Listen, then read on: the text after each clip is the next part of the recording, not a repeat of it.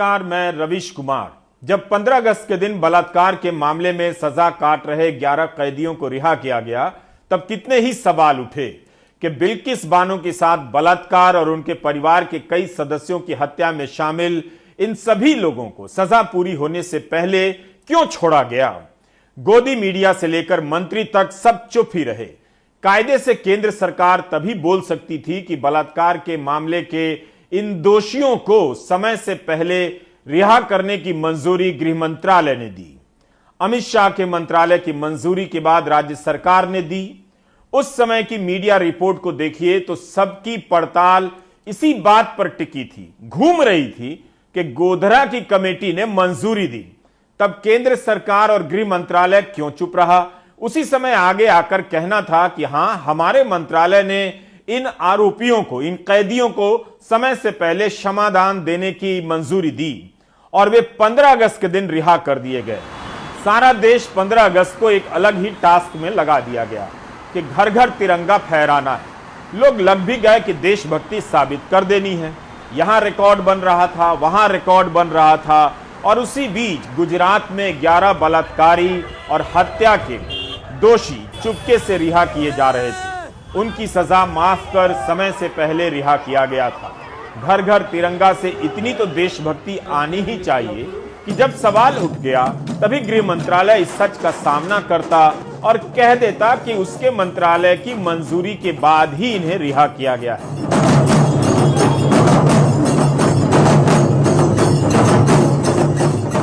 एक सवाल पूछा जाना चाहिए कि यह बात केंद्र सरकार खुद से क्यों नहीं बता सकी। अगर उसे अपने फैसले में इतना यकीन था तो वह क्यों नहीं बता सकी। फिर एक सवाल आप और पूछिए। 80 साल की सेवानिवृत्त प्रोफेसर रूपरेखा वर्मा, पूर्व सांसद सुभाषिनी अली, तृणमूल कांग्रेस की सांसद महुआ मोइत्रा और स्वतंत्र पत्रकार रेवती लॉल ने सुप्रीम कोर्ट में याचिका दायर नहीं की होती, 11 बलात्कारियों की रिहाई को चुनौती ना दी गई होती, तो क्या यह सच बाहर आता। इन 4 महिलाओं ने अगर साहस न दिखाया होता तो क्या यह सच बाहर आता। इन चारों महिला याचिकाकर्ताओं के वकील कपिल सिब्बल ने सुप्रीम कोर्ट में ना कहा होता कि जिन्हें रिहा किया गया है वापस जेल भेजा जाए, तो क्या यह सच बाहर आता। 23 अगस्त, 25 अगस्त, 9 सितंबर तक सुनवाई हुई, मगर गृह मंत्रालय ने एक बार भी नहीं कहा कि उसकी मंजूरी के बाद राज्य सरकार ने रिहाई की मंजूरी दी है। तो इस एक सच को बाहर लाने में आप इन चारों महिलाओं का शुक्रिया अदा कीजिए। 25 अगस्त को तत्कालीन चीफ जस्टिस की बेंच को कहना पड़ा कि इनकी रिहाई के लिए सुप्रीम कोर्ट ने आदेश नहीं दिया था। इस पंक्ति को याद रखिएगा, आगे बताऊंगा। कोर्ट ने तब कहा कि हमने गुजरात को केवल कानून के अनुसार आगे बढ़ने को कहा। सुप्रीम कोर्ट ने अपनी सफाई दे दी। तब तो गृह मंत्रालय को आगे आकर कहना था कि बलात्कारियों को रिहा करने के मामले में हमने भी मंजूरी दी है। उसके बाद गुजरात सरकार ने मंजूरी दी है। अगर यह याचिका कोर्ट में दायर ना होती तो सोचिए कि आप कितना कुछ नहीं जान पाते। इसी तरह अनेक मामलों में आप कुछ नहीं जानते। 25 अगस्त को सुप्रीम कोर्ट ने कहा कि वह बिल्किस बानो के 11 दोषियों की रिहाई का परीक्षण करना चाहता है। नोटिस जारी किया गया गुजरात सरकार से और जवाब मांगा गया। जस्टिस अजय रस्तोगी ने कहा कि सवाल यह है कि गुजरात के नियमों के तहत दोषी छूट के हकदार है या नहीं। 9 सितंबर को सुप्रीम कोर्ट ने गुजरात सरकार से कहा कि रिहाई के मामले में जितने भी दस्तावेज हैं रिकॉर्ड पर लाए जाएं। अब जब आदेश के रिकॉर्ड सामने आए हैं तो सच बाहर आया है कि गृह मंत्रालय की मंजूरी भी 11 बलात्कारियों के क्षमादान और समय से पहले रिहाई में शामिल है। आज सुप्रीम कोर्ट में हलफनामे को लेकर सुनवाई हुई है। हम हलफनामे के डिटेल और आज की सुनवाई की रिपोर्ट पर आएंगे, लेकिन क्रम से देखते चलिए कि आपकी आंखों पर पट्टी कैसे चिपकाई जाती है, वो भी खुलेआम, कि आप देखते हुए भी ना देखें। क्योंकि अब जनता का एक बड़ा सा हिस्सा दिमाग में भरे जहर से देखता है, नजर से नहीं।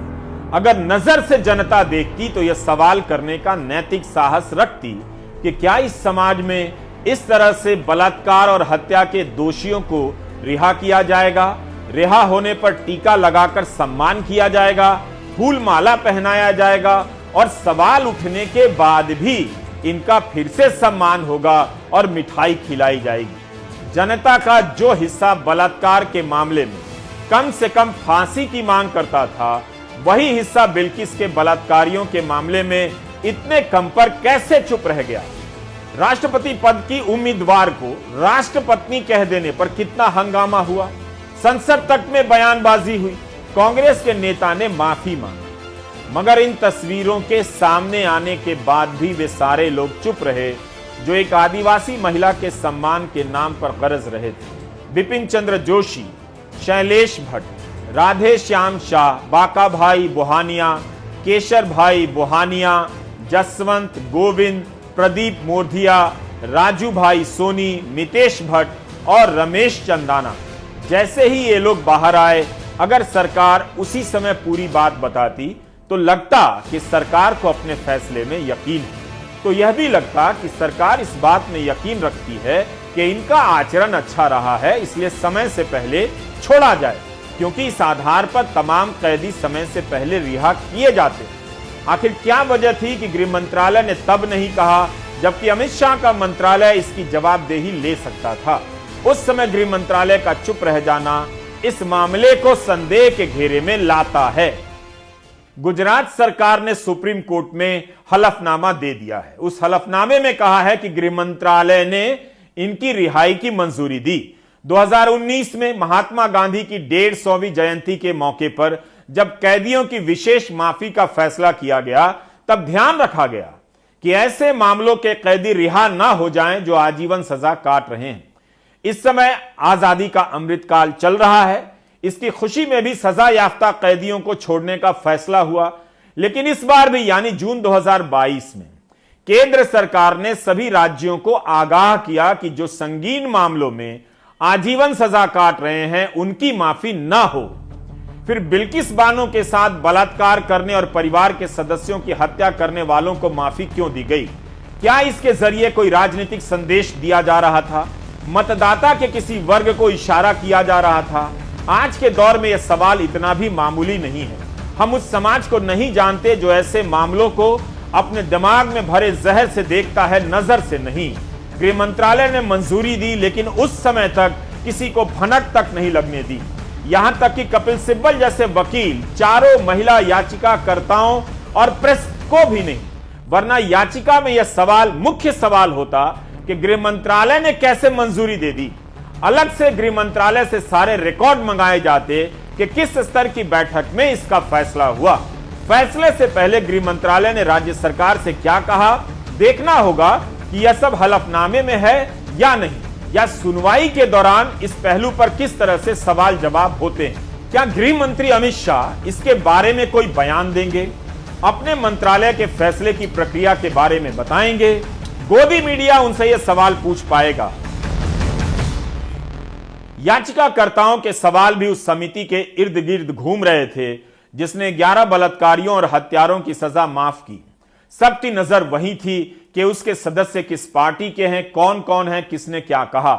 किसी की भी नजर गृह मंत्रालय की तरफ नहीं थी, बल्कि याचिकाकर्ता का एक मुख्य सवाल यह भी था कि जिस केस में सीबीआई ने जांच की है उसमें केंद्र सरकार से पूछे बगैर किसी को माफी देना सेक्शन 435 का उल्लंघन नहीं है? प्रश्नवाचक चिन्ह। इस सवाल को गौर से समझिए। सीबीआई की मंजूरी पर शक है, मगर गृह मंत्रालय पर नहीं, वरना यह भी एक मुख्य सवाल तो होता ही। बताइए, जिस दिन खबर आती है कि गृह मंत्रालय ने एक महिला के साथ छेड़खानी करने के आरोप में एक आईएएस अफसर जितेंद्र नारायण को निलंबित कर दिया, कोर्ट के फैसले के आधार पर नहीं बल्कि जांच रिपोर्ट के आधार पर, उसी दिन खबर आ जाती है कि बिल्किस बानो के बलात्कारियों को रिहा करने के मामले में गृह मंत्रालय ने मंजूरी दे दी। इस केस में तो कोर्ट का फैसला है, आजीवन कैद की सजा है, तब भी इन्हें रिहा किया गया।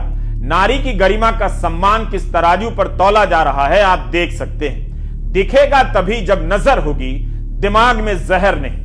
477 पेज का हलफनामा है। जाहिर है धीरे धीरे बातें निकलकर आती रहेंगी। हमारे सहयोगी आशीष भार्गव ने बताया कि मुंबई के स्पेशल जज और सीबीआई ने इन 11 लोगों की रिहाई का विरोध किया था। इन पर बलात्कार और हत्या के कई गंभीर आरोप लगे थे जो साबित हुए थे। ग्रेटर मुंबई की city civil and sessions court के स्पेशल जज आनंद एल यवलकर ने 19 अगस्त 2022 को अपनी राय में लिखा कि इस मामले में सभी दोषी अभियुक्तों को निर्दोष लोगों के बलात्कार और हत्या के लिए दोषी पाया गया है। आरोपियों की पीड़िता से कोई दुश्मनी नहीं थी और ना ही संबंध था। अपराध केवल इस आधार पर किया गया कि पीड़िता एक विशेष धर्म की है। इस मामले में नाबालिग बच्चों और गर्भवती महिला को भी नहीं बख्शा गया। यह हेट क्राइम और मानवता के खिलाफ अपराध का सबसे जघन्य रूप है। यह जागरूक समाज को प्रभावित करता है। इस अपराध से समाज बड़े पैमाने पर व्यथित है।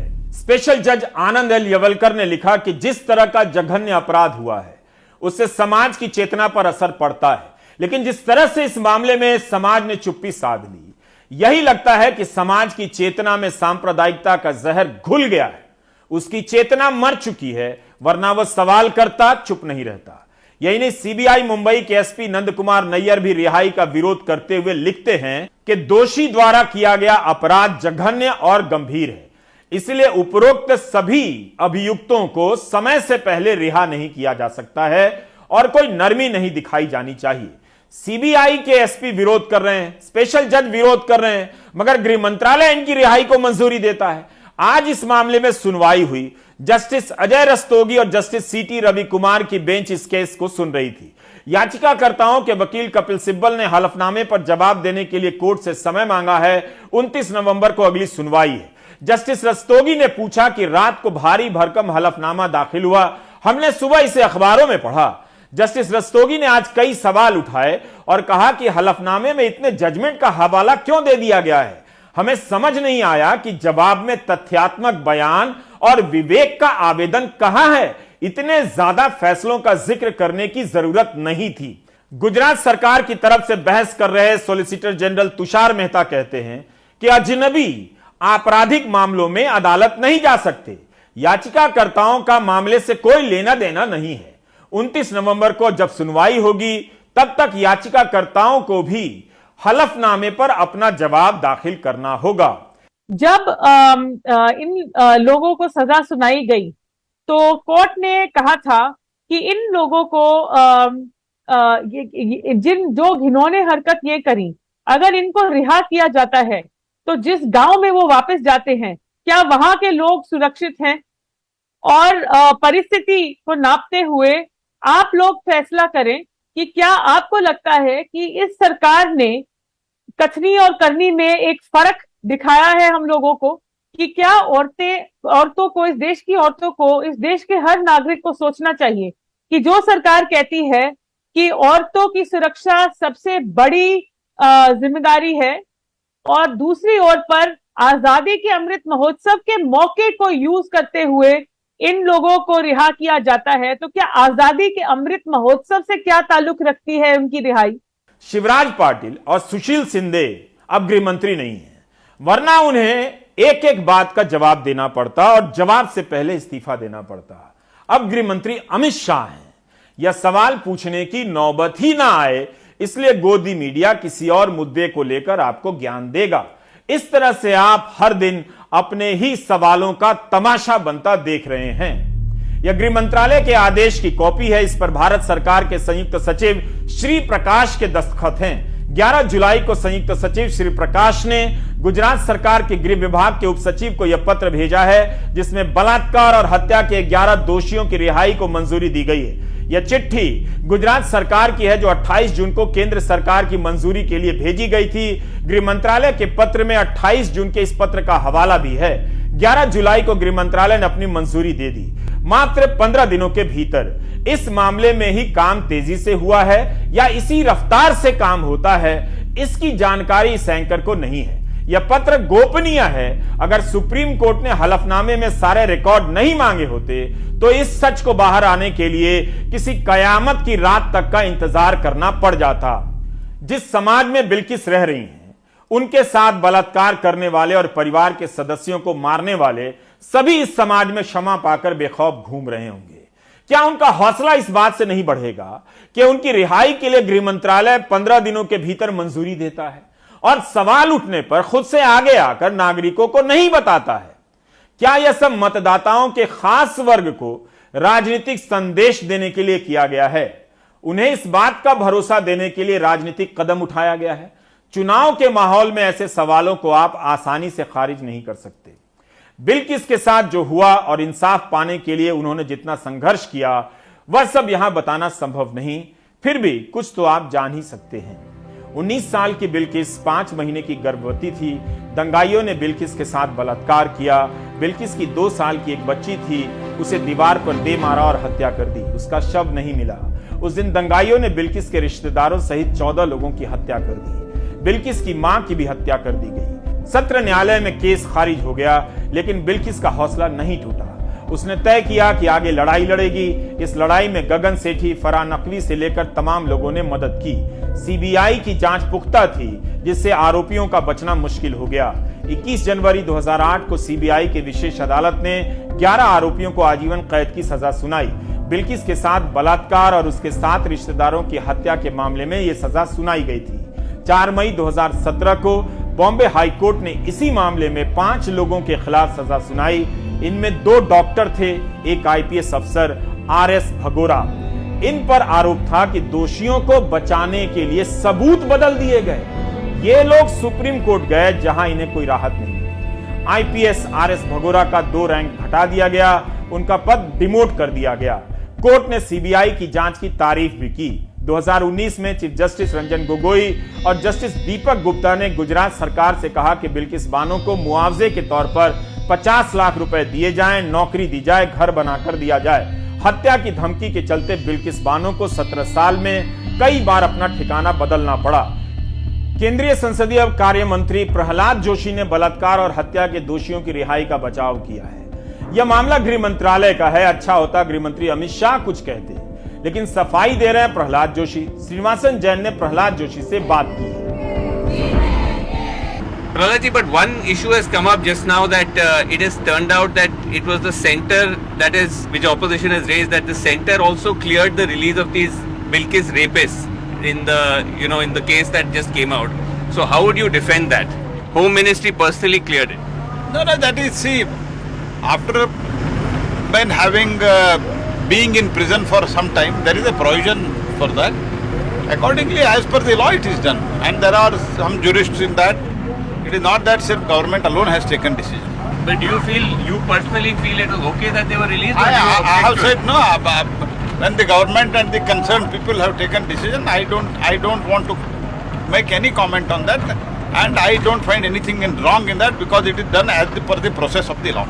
आपको हमने शुरू में ही बताया कि जब यह मामला सुप्रीम कोर्ट पहुंचा, तब उस समय के चीफ जस्टिस ने यही कहा कि इनकी रिहाई के लिए सुप्रीम कोर्ट ने आदेश नहीं दिया था।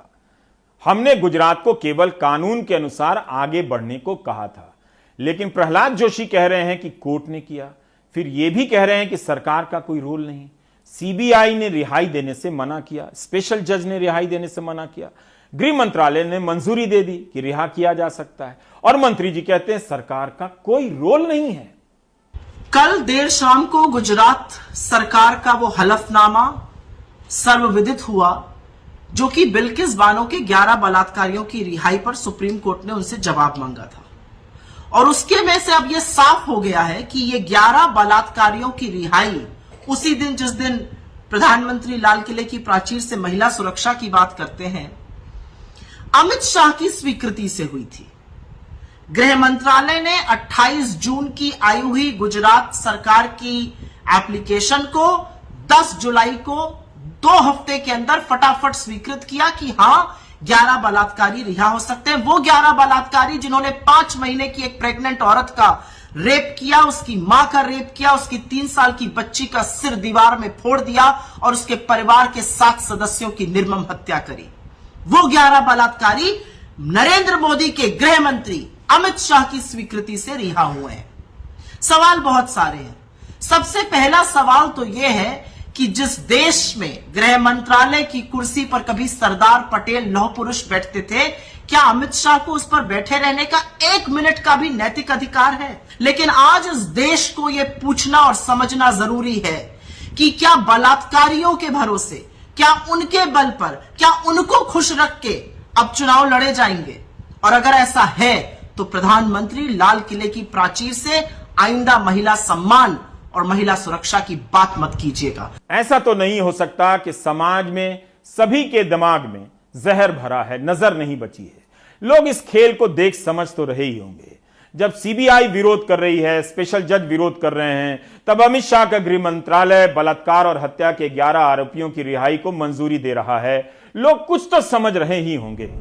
हाउसिंग सोसाइटी और रिटायर्ड अंकिलों के व्हाट्सएप ग्रुप में भले ही समर्थन करते रहे, मगर उनका जमीर इतना तो कहता ही होगा कि ये बलात्कार और हत्या के जघन्य मामले में दोषी लोग हैं। इन्हें समय से पहले इनकी सजा कम कर देने और रिहा करने के लिए 15 दिनों के भीतर गृह मंत्रालय मंजूरी देता है।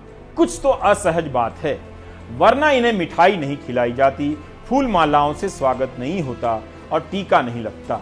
हम जानते हैं कि आप दर्शकों को यह अच्छा नहीं लग रहा होगा। इस कार्यक्रम में यह तस्वीर फिर से इसलिए दिखाई ताकि आपको इसी से जुड़ी एक और तस्वीर दिखा सके, ताकि आप इस भ्रम में ना रहें कि बलात्कार और हत्या के इन आरोपियों का स्वागत करने वाले ये अनजान चेहरे हैं, सरकार या पार्टी के नहीं। अब आप इस तस्वीर को देखिए। जयंत सिन्हा तो आज भी भाजपा के सांसद हैं, उस समय तो केंद्र सरकार में मंत्री थे। घटना जुलाई 2018 की है। जयंत सिन्हा जिन लोगों को मिठाई खिला रहे हैं, ये सभी उस समय 55 साल के अलीमुद्दीन अंसारी की हत्या के मामले में आरोपी थे।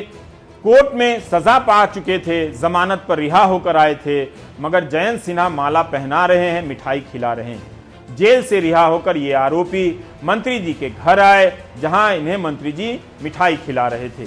जयंत सिन्हा हार्वर्ड यूनिवर्सिटी के छात्र रहे। अलीमुद्दीन की हत्या के मामले में 11 लोगों को सजा सुनाई गई थी। इसमें बीजेपी का एक स्थानीय नेता नित्यानंद महतो भी था।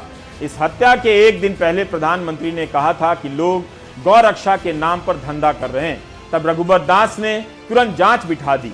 फास्ट ट्रैक कोर्ट में इसकी सुनवाई हुई। इनकी सजा के बाद जयंत सिन्हा ने फिर से जांच की मांग की, सीबीआई से जांच की मांग की। तब जयंत सिन्हा ने इस घटना पर अफसोस भी जताया था। रामनवमी के जुलूस के दिन मध्य प्रदेश के खरगोन, बड़वानी सहित कुछ इलाकों में दंगे हुए। कई लोगों की संपत्ति को नुकसान पहुंचा। सरकार ने दंगों में हुए नुकसान की भरपाई के लिए एक ट्रिब्यूनल का गठन कर दिया। दंगा पीड़ितों की शिकायतों पर हिंदू मुस्लिम दोनों पक्षों के लोगों को नोटिस जारी किया गया। जिन्हें नोटिस मिला है उसमें एक 12 साल का बच्चा भी है।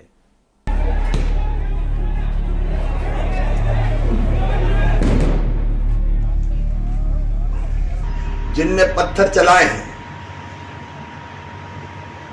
संपत्तियों को नुकसान पहुंचाया है,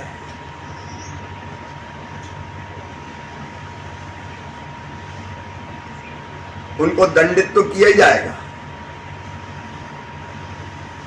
लेकिन चाहे सार्वजनिक संपत्ति हो, चाहे निजी संपत्ति हो, जितना नुकसान हुआ उसकी वसूली भी उनसे की जाएगी। मध्य प्रदेश पे हमने लोक एवं निजी संपत्ति को नुकसान का निवारण और नुकसानी की वसूली अधिनियम पारित किया है। 10 अप्रैल को खरगोन में दंगे भड़के, कई लोगों के मकान दुकान जला दिए गए, तोड़ फोड़ हुई। Madhya Pradesh prevention and recovery of damage to public property act के तहत स्थापित ट्रिब्यूनल में शिकायतें आने लगी। 25 अगस्त 2022 को एक महिला की शिकायत पर दावा आयुक्त ने 12 साल के फैजान को भी नोटिस भेजा। दावा 2,90,000 रुपए का है। फैजान का कहना है दंगों के वक्त घर पर ही था।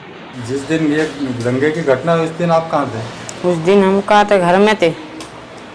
तो ये आपको जो नोटिस दिया है और आपको दंगे में शामिल बताया, तो क्या आप उसमें थे कि नहीं थे? नहीं थे, हम तो सोएल थे। फैजान के पिता कालू खान मजदूरी करते हैं, उन्हें भी 4 लाख भरने का नोटिस मिला है। खाना वाना खा के हम सो गए, बाप बेटे हम घर में ही थे। ऐसा कुछ भी नहीं हमारे मोहल्ले में उधर हुआ, बाकी उधर मोहल्ले वालों ने नोटिस दिया है। मेरे बच्चे का नाम का भी नाबालिग के और मेरा नाम का भी दिया। हम तो हमारे घर पे थे, बाकी हमको इंसाफ चाहिए। फैजान के परिजनों ने हाईकोर्ट की शरण ली, लेकिन कोर्ट ने उन्हें दावा प्राधिकरण के सामने ही पक्ष रखने को कहा। फैजान के वकील का कहना है कि प्राधिकरण ने उनका दावा ये कहकर खारिज कर दिया कि मामला दीवानी है। अगर ये एक आपराधिक मामला होता तो बच्चे को किशोर न्याय अधिनियम का संरक्षण मिलता। ये मामला जुर्माने के बारे में है, न कि सजा के बारे में। पैसे उसके माता पिता से वसूल किए जाएंगे क्योंकि वो उसके लिए जिम्मेदार हैं। हमने वो ऑब्जेक्शन रेज किया, लेकिन क्लेम्स ट्रिब्यूनल ने उसको ये कहते हुए खारिज कर दिया कि वो सिविल रिकवरी है।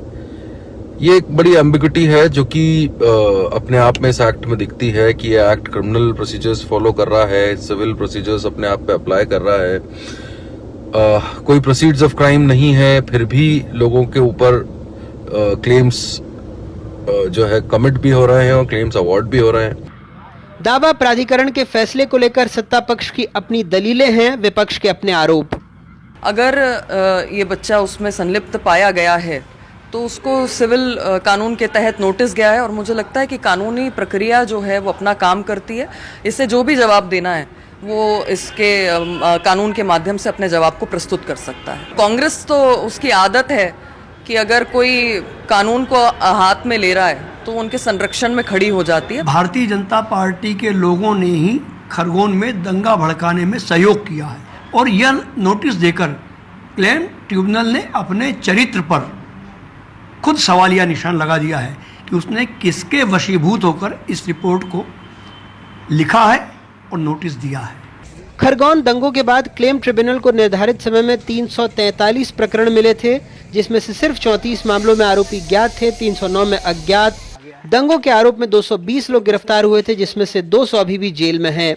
ट्रिब्यूनल ने अभी तक 6 मामलों में 50 आरोपियों से 7,46,000 की वसूली के नोटिस दिए हैं, जिसमें 4 मामलों में मुआवजा हिंदुओं को मिलेगा, 2 मामलों में मुस्लिम परिवारों को। इस क्लेम ट्रिब्यूनल को सिविल कोर्ट के बराबर के अधिकार और शक्तियां होती हैं और उसके आदेश को सिर्फ उच्च न्यायालय में ही चुनौती दी जा सकती है। 15 दिनों के अंदर मुआवजा राशि नहीं जमा करने पर ब्याज लगता है और स्थानीय प्रशासन आरोपी की संपत्ति को नीलाम करके भी जुर्माना वसूल सकता है। खरगोन से अपने सहयोगी आसिफ और भोपाल से कैमरा पर्सन रिजवान खान के साथ अनुराग द्वारी, एनडीटीवी इंडिया। रूस के राष्ट्रपति व्लादिमीर पुतिन प्राइम टाइम नहीं देखते हैं या प्राइम टाइम का कोई दर्शक पुतिन के संपर्क में है तो मेरी एक बात उन तक पहुंचा दें। मैं उनसे यह जानना चाहता हूं कि क्या भारत के प्रधानमंत्री के फोन के बाद पुतिन जी ने युद्ध रोक दिया ताकि यूक्रेन में पढ़ रहे भारतीय छात्र बाहर आ सकें? यदि इसका जवाब हां है तो यह भी बताएं कि पुतिन जी ने कभी इसका श्रेय क्यों नहीं लिया? क्या यह खबर रूस की मीडिया में भी छपी? इसके बाद अगला सवाल है कि युद्ध रोकने का फैसला रूस का एक तरफा था या उन्होंने यूक्रेन के राष्ट्रपति ज़ेलेंस्की जी से बात कर समय तय किया था कि इतने से इतने बजे तक बम नहीं गिराएंगे, या भारत ने यूक्रेन और रूस दोनों से बात कर अलार्म सेट कर दिया था कि इतने से इतने बजे तक दोनों बम ना गिराएं, युद्ध ना करें, हम अपने बच्चों को निकाल लेंगे?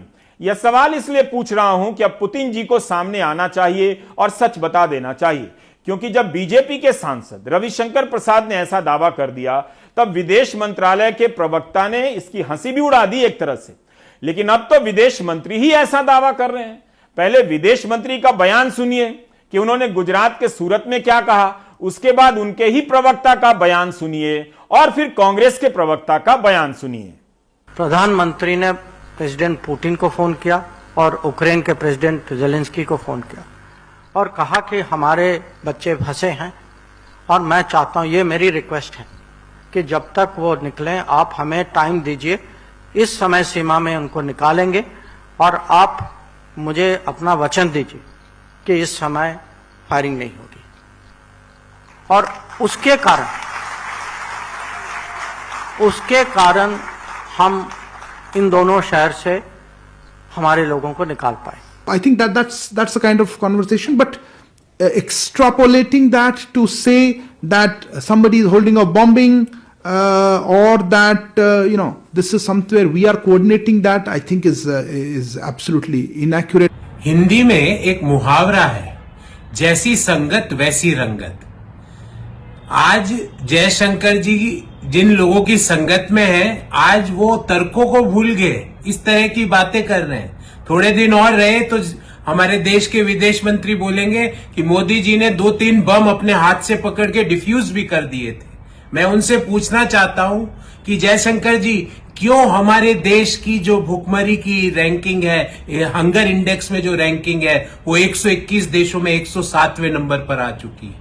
मैं उनसे पूछना चाहता हूं कि हमारे जो जितने भी आसपास के देश है, अफगानिस्तान को छोड़ के सब हमसे बेहतर प्रदर्शन कर रहे हैं, चाहे वो बांग्लादेश हो, चाहे वो नेपाल हो, चाहे वो श्रीलंका जैसे फेल्ड इकोनॉमी वाला इस देश हो, चाहे पाकिस्तान हो, जिससे मोदी जी हमेशा अपने आप को कंपेयर करके प्रसन्न रहना चाहते हैं। क्यों हमारे देश की हंगर इंडेक्स आज इस स्थिति में पहुंची है? पिछले साल जो 101वें नंबर पे थे, आज हम 107वें नंबर पे आ गए 121 देशों में। मैं उनसे पूछना चाहता हूं जयशंकर जी कि क्यों जो कल जो सप्ताह खत्म हुआ उसमें CMI के अनुसार, centre for monitoring of Indian economy के अनुसार बेरोजगारी की दर फिर से 8% पर 8% पर बनी हुई है। 2012 में वो 2% पर थी। इन सवालों का जवाब दीजिए। क्यों त्योहारों के सीजन में महंगाई बढ़ती जा रही है? इन सवालों का जवाब दीजिए। ये कुतर्कों से बाहर निकलिए, लोगों को भ्रमित करना बंद कीजिए। आपने क्या किया पिछले 8 साल में, उसका लेखा जोखा दीजिए। आपकी गलत नीतियों के कारण हमारे देश का डेमोग्राफिक डिविडेंड आज डेमोग्राफिक डिजास्टर बन चुका है। देश के जो युवा हैं वो नौकरियों के लिए भटक रहे हैं। आप कह रहे हो हमने रूस यूक्रेन युद्ध को बंद करवा दिया। आप अगर सोचने के मूड में हैं तो सोच सकते हैं कि जब प्रधानमंत्री के फोन पर रूस और यूक्रेन युद्ध रोक सकते हैं तो कितनी देर के लिए युद्ध रोका गया? क्योंकि भारत के छात्रों को पोलैंड की सीमा तक आने में ही कई घंटे लगे थे। क्या वाकई युद्ध रोका गया? क्या ऐसी कोई भी खबर दुनिया के किसी अखबार में छपी है?